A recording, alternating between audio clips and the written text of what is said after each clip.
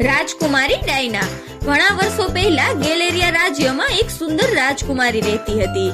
રાજકુમારી રસોઈ ખંડમાં આવે છે, જ્યાં બધા રસોઈયાઓ ભોજનની તૈયારી કરતા હતા. રાજકુમારી આવીને એક શાકભાજીની ટોપલી ટેબલ પર રાખે છે. એ જોઈને ભોજનાલયનો મુખિયા બોલ્યો, રાજકુમારી ડાયના, તમે અહીંયા કેમ આવ્યા? રાજકુમારી બોલી, મને લાગ્યું આજ રાતના ભોજન સમારોહ માટે તમારે મારી જરૂર પડશે. મુખિયા બોલ્યા, તમે જ્યારે પણ અહીંયા આવો છો ત્યારે અમને ખૂબ જ સારું લાગે છે. આ લ્યો, તમારી ચોકલેટ પાઈ બસ તૈયાર જ થઈ ગઈ છે. રાજકુમારી ડાયના બોલી, તમે દુનિયાની સૌથી મજેદાર ચોકલેટ પાઈ બનાવો છો. રાજકુમારી ડાયનાને મુખિયાના હાથે બનેલી ચોકલેટ પાઈ ખૂબ જ પસંદ હતી. રાજકુમારી બોલી, કૃપયા ચોકલેટ પાઈ લઈને મારા રૂમમાં આવો. હું મારા મિત્રોને પણ ખવડાવવા માંગુ છું. બીજી બાજુ રાજકુમારીના પિતા એલિટો રાજકુમારી માટે સુંદર હાર પસંદ કરી રહ્યા હતા. એ બોલ્યા, હું મારી રાજકુમારી માટે સૌથી સુંદર હાર ખરીદવા માંગુ છું. ત્યાં એલિટોનો ભાઈ સમાન એક મિત્ર તેમને હાર બતાવીને કહે છે કે આ હાર રાજકુમારી માટે કેવો રહેશે? આ રાજકુમારી ડાયના પર ખૂબ જ સરસ લાગશે. એલિટો બોલ્યા, વાહ, આ તો સાચે શાનદાર છે. ચાલો આપણે ખુદ તેને આપણા હાથેથી દઈને આવીએ. રાજા એલિટો રાજકુમારીને હાર દેવા માટે જાય છે. ત્યાં તે મહેલના કેટલાક સેવકોને રાજકુમારીના વખાણ કરતા સાંભળે છે કે રાજકુમારી ખૂબ જ પ્યારી છે અને એ લોકો તેને જલ્દીથી રાની બનતા જોવા માંગે છે. એલિટોનો મિત્ર બોલ્યો, ખૂબ ખૂબ અભિનંદન છે મહારાજ તમને. આપણી રાજકુમારીએ બધાનું દિલ જીતી લીધું છે. એલિટો બોલ્યા, આ બધું તમારા કારણે જ છે રેયામ. તમે પણ રાજકુમારીને દીકરીની જેમ પ્રેમ કર્યો છે અને તારો છોકરો પણ મારા માટે તારા જેટલો જ ખાસ હશે. પછી બંને ગળે મળે છે. રાજકુમારી ડાયના તેમની કેટલીક સહેલીઓ સાથે ભોજન માટે બેઠી હતી. તેમની સહેલીઓ બોલી, રાજકુમારી, અમારા બનવાવાળા રાજકુમાર તો તમને જોઈને જ હેરાન થઈ જશે. ત્યાં ભોજનાલયના મુખિયા ચોકલેટ પાઈ લઈને આવે છે. રાજકુમારી એ જોઈને ખૂબ જ ખુશ થઈ જાય છે અને મુખિયાને ધન્યવાદ કહે છે. રાજકુમારી ચોકલેટ પાઈને ટેબલ પર રાખે છે અને જેવું તે ચોકલેટ પાઈ ખાય છે ત્યાં જ તેને શ્વાસ લેવામાં તકલીફ પડવા લાગે છે. આ જોઈને તેમની સહેલીઓ ડરી જાય છે અને એ બોલી, રાજકુમારી શું થયું?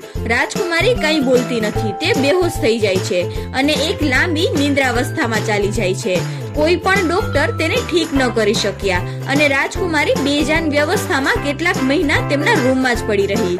કેટલીક વખત એવું લાગતું હતું કે તે દર્દમાં કંઈક કહેવા માંગે છે, પણ એ તેમની આંખો ખોલતી ન હતી.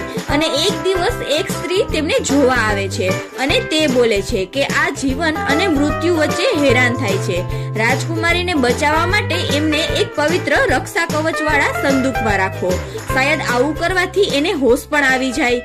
પછી રાજાએ રાજકુમારી માટે ચાંદી અને લાકડાનું એક સુંદર સંદૂક બનાવડાવ્યું અને દરરોજ રાતે એક સિપાહી તેમની પાસે રહેતો હતો.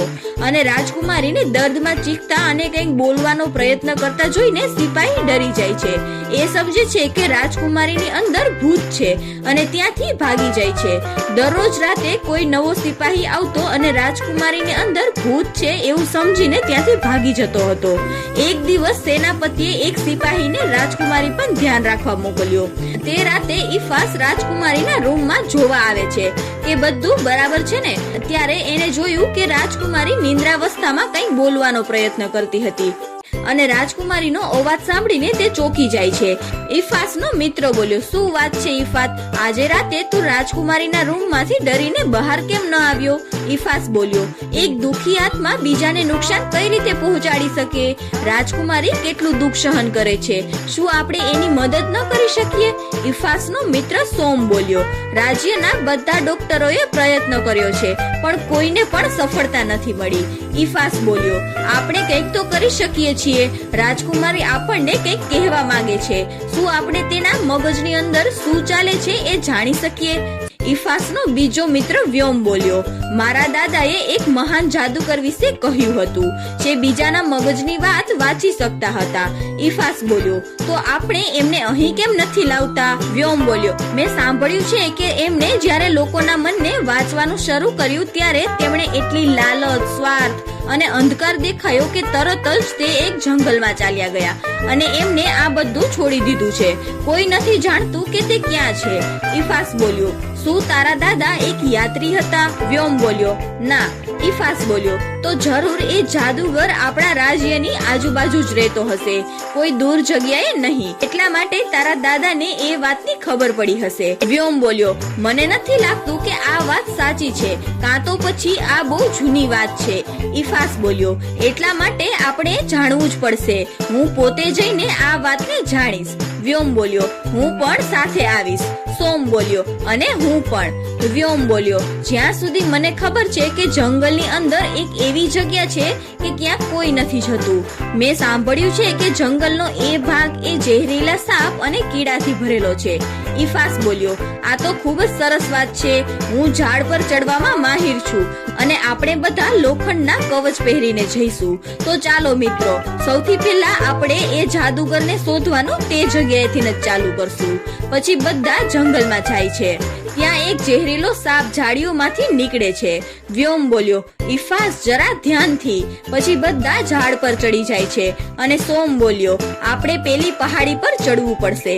પછી બધા લોકો એ પહાડી પર ચડી જાય છે.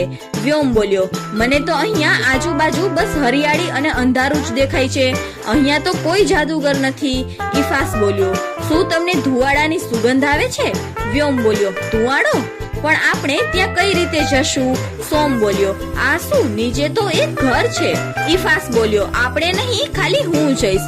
સોમ બોલ્યો, અમે તને એકલા ત્યાં નહીં જવા દઈએ, તું મરી જઈશ. ઈફાસ બોલ્યો, જો તમે મને દોરીથી પકડીને રાખશો તો નહીં મરું, કેમ કે મારા જીવતા રહેવાનો આ એક જ રસ્તો છે. પછી સોમ અને વ્યોમ દોરીને ઝાડના થડ સાથે બાંધી દે છે અને ઈફાસ એ દોરી પકડીને નીચે ઉતરે છે. વ્યોમ બોલ્યો, ધ્યાન રાખજે, જલ્દી આવજે મિત્ર, અમે અહીંયા જ તારી રાહ જોઈશું. ઈફાસ બોલ્યો, હા, હું જાઉં છું. પછી ઈફાસ દોરી પકડીને નીચે ઉતરે છે અને ઘરની બારીના કાચને પગ વડે તોડીને ઘરની અંદર પહોંચે છે. જાદુગર તેને જોઈને બોલ્યો, કોણ છે તું અને અહીંયા કેવી રીતે પહોંચ્યો? ઈફાસ બોલ્યો, હું ચાહું છું કે તમે અમારી રાજકુમારીની મદદ કરો. જાદુગર બોલ્યો, મેં ઘણા વર્ષો પહેલા જ જાદુ કરવાનું મૂકી દીધું છે. ઈફાસ બોલ્યો, પણ એ ખૂબ જ દર્દમાં છે. જાદુગર બોલ્યો, તમારી દુનિયાના લોકો ખૂબ જ સ્વાર્થી અને લાલચી છે, હું પાછો એ દુનિયામાં નથી આવવા માંગતો. ઈફાસ બોલ્યો, તો જરૂરતના સમયે કોઈની મદદ ન કરવી એ સ્વાર્થ નથી? જાદુગર બોલ્યો, તારી એટલી હિંમત? ઈફાસ બોલ્યો, તમે મનને વાંચી શકો છો ને, તો તમે મારા મનને વાંચો અને જોવો કે તેમાં કોઈ સ્વાર્થ નથી. હું તમને ચેલેન્જ કરું છું. જાદુગર તેમનું મન વાંચવાનું ચાલુ કરે છે. ત્યાં ઈફાસ બોલ્યો, હું કહી દઉં છું કે મેં એકવાર મારા ભાઈની કૂકીઝ ચોરી હતી, બસ આટલું જ. અને હા, જ્યારે હું 10મા વર્ષમાં હતો ત્યારે હું હોમવર્ક માટે ખોટું બોલ્યો હતો. અને પછી આગળ ઈફાસ બોલવા જતો હતો ત્યાં જાદુગર બોલ્યા, શું તું થોડીક વાર ચૂપ રહીશ? ઈફાસ બોલ્યો, હા, હું તો બસ કહેતો હતો. પછી જાદુગર તેમનું મન વાંચે છે. પછી ઈફાસ બોલ્યો, તો તમે શું વાંચ્યું? જાદુગર બોલ્યો, તું સાચે નિસ્વાર્થી છે. તે એક ભૂખ્યા જાનવરને ખવડાવવા માટે કૂકી ચોર્યા હતા અને તું તારું હોમવર્ક પૂરું ન કરી શક્યો કેમ કે તું આખી રાત જાગીને ઘોડાની સારવાર કરતો હતો. ઈફાસ બોલ્યો, તો તમે મારું મન વાંચી શકો છો? જાદુગર બોલ્યો, તો તું આટલી દૂર ઘણા જંગલમાં સાપો અને ઝેરીલા મકોડાથી બચીને આવ્યો અને હવે મારા પર શક કરે છે? ઈફાસ બોલ્યો, હું તો બસ એમ જ પૂછતો હતો. તો શું તમે આવશો? જાદુગર બોલ્યા, હા, હું જરૂર આવીશ. ઈફાસ બોલ્યો, તો હું મારા મિત્રોને કહું છું કે આપણને ઉપર ખેંચે. જાદુગર બોલ્યા, એની જરૂર નથી, ત્યાં સામેથી એક લિફ્ટ આવે છે. ઈફાસ બોલ્યો, તમારી પાસે એક લિફ્ટ છે અને લોકો અહીંયા સુધી આવવામાં પોતાનો જીવ જોખમમાં નાખે છે અને તમારું કહેવું છે કે બીજા લોકો સ્વાર્થી છે અને ખરાબ છે? જાદુગર બોલ્યા, અહીંયા કોઈ ન આવે એ જ હું ચાહતો હતો, હવે જલ્દી ચાલ. પછી બંને લિફ્ટમાં બેસી જાય છે અને એમના મિત્રોની પાછળથી આવે છે. ઈફાસે અચાનક સોમના ખંભા પર હાથ રાખ્યો એટલે સોમ ડરી જાય છે. જાદુગર બોલ્યા, એમ તો તું ઘણો બહાદુર સિપાહી લાગે છે. પછી બધા જંગલમાંથી પસાર થઈને એક ગુફા સુધી પહોંચે છે. સોમ બોલ્યો, શું અહીંના બધા સાપો તમારા નિયંત્રણમાં છે? જાદુગર કંઈ બોલ્યા વગર આગળ ચાલીને એ ગુફાના પથ્થરને દૂર કરે છે. ઈફાસ બોલ્યો, લિફ્ટ, આ ખુફિયા ગુફા અને હવે બીજું શું બતાવવા માંગો છો? જાદુગર બોલ્યા, તું તું ચૂપ રે. પછી એ બધા સીધા રાજકુમારીના રૂમમાં પહોંચે છે. ત્યાં રાજકુમારી નિંદ્રાવસ્થામાં કંઈક કહેવા માંગે છે. પછી જાદુગર રાજકુમારીનું મન વાંચે છે અને ચોંકી જાય છે. એ જોઈને રેયામ બોલ્યો, શું કહ્યું રાજકુમારીએ? જાદુગર બોલ્યા, કોઈએ રાજકુમારી પર જાદુ કર્યું છે, એટલા માટે એ જીવન અને મૃત્યુની વચ્ચે ઝૂમે છે. રાજકુમારીને એક કાળા ક્રિસ્ટલ મોતીમાં કેદ કરેલી છે. એલિટો ગુસ્સે થઈને બોલ્યો, આવું કોને કર્યું છે? ઇફાસ બોલ્યો, આનો શું ઉપાય છે? જાદુગર બોલ્યા, ગમે તે રીતે એ ક્રિસ્ટલ મોતીને તોડવું પડશે. એલિટો બોલ્યો, પણ કેવી રીતે? ક્રિસ્ટલ ક્યાં છે? જાદુગર બોલ્યો, એ રાજકુમારી ડાયના નથી જાણતી. જે એમને નથી ખબર એ હું તમને નથી કહી શકતો. ઇફાસ બોલ્યો, મહારાજ, શું હું તમારી સાથે એકલામાં વાત કરી શકું? પછી એલિટો બધાને મહેલની બહાર મોકલી દે છે. પછી ઇફાસ એલિટોને કહે છે કે મહારાજ, જેમણે પણ આ કર્યું છે એ જરૂર મહેલની અંદરનો જ માણસ છે. એલિટો બોલ્યો, અમે પૂછતાછ કરી છે મહેલમાં. ઇફાસ બોલ્યો, મહારાજ, આપણે જાદુગર પાસે બધાના મન વચાવીએ તો? જાદુગર બોલ્યો, આ મહેલમાં ઘણા બધા લોકો છે, એટલા માટે આવું કરવામાં વધુ સમય લાગશે. પછી ઇફાસ બોલ્યો, મારી પાસે એક આઈડિયા છે. પછી ઘણા દિવસ પછી ઇફાસ મહેલમાં આવે છે અને એલિટો તેમને પૂછે છે કે શું તને ખબર પડી કે આ બધું કોને કર્યું છે? ઇફાસ બોલ્યો, હા મહારાજ, સબૂત છે મારી પાસે, આ રહ્યો તે. પછી બે સિપાહી રેયામને લઈને આવે છે. રેયામ બોલ્યો, તારી આટલી હિંમત? એલિટો બોલ્યો, તે અમારી સાથે આવું કેમ કર્યું? એ તમારી પણ દીકરી હતી ને? રેયામ બોલ્યો, તમે આની વાત પર ભરોસો કેવી રીતે કર્યો મહારાજ? ત્યાં ઇફાસ એ બ્લેક ક્રિસ્ટલ બતાવીને કહે છે કે આ જોવો મહારાજ, હવે તમને વિશ્વાસ થઈ જશે. એલિટો એ ક્રિસ્ટલને જોવે છે અને રેયામને પૂછે છે કે તે આવું કેમ કર્યું? રેયામ એલિટોને કહે છે કે તમે ચાહતા હતા કે હું રાજકુમારીને મારી દીકરીની જેમ પ્રેમ કરું, પણ શું તમે મારા છોકરાને પોતાનો છોકરો સમજ્યો? હા, ભલે તે બંને સાથે ભણ્યા હતા અને કેટલી વખત તો મારો છોકરો રાજકુમારીથી આગળ પણ નીકળ્યો.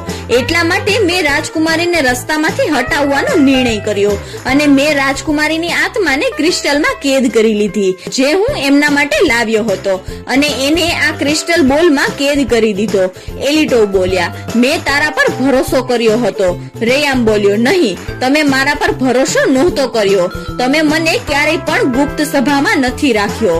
એલિટો બોલ્યો, એ એટલા માટે કારણ કે હું એક રાજા છું અને એક રાજાનું તે કર્તવ્ય છે, એટલા માટે નહીં કે હું તારા પર ભરોસો નથી કરતો. રેયામ, મને લાગ્યું હતું કે તું મારી વાતને સમજીશ. પછી રાજા બોલ્યા, ઇફાસ, ક્રિસ્ટલને તોડી નાખ. અને ઇફાસ એ ક્રિસ્ટલને તોડી નાખે છે અને ક્રિસ્ટલના તૂટવાની સાથે જ રાજકુમારીની આત્મા તેના શરીરમાં ફરીથી પ્રવેશ કરે છે અને રેયામની આત્મા ક્રિસ્ટલમાં કેદ થઈ જાય છે અને રેયામ ત્યાં જ બેહોશ થઈને પડી જાય છે. ત્યાં રાજકુમારી હોશમાં આવે છે અને રાજકુમારી બોલી, પિતાજી. રાજા બોલ્યા, મારી પુત્રી. અને બધું પહેલાની જેમ શાંત અને સરળ થઈ જાય છે.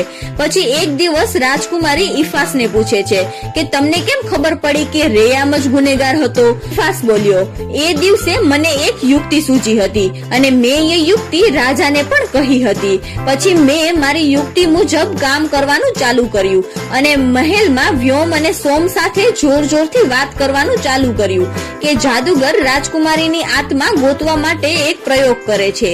એ કાળા ક્રિસ્ટલને સાંભળી શકશે જ્યાં સુધી એ ક્રિસ્ટલ આ જંગલ અને રાજ્યની આજુબાજુ હશે ત્યાં સુધી.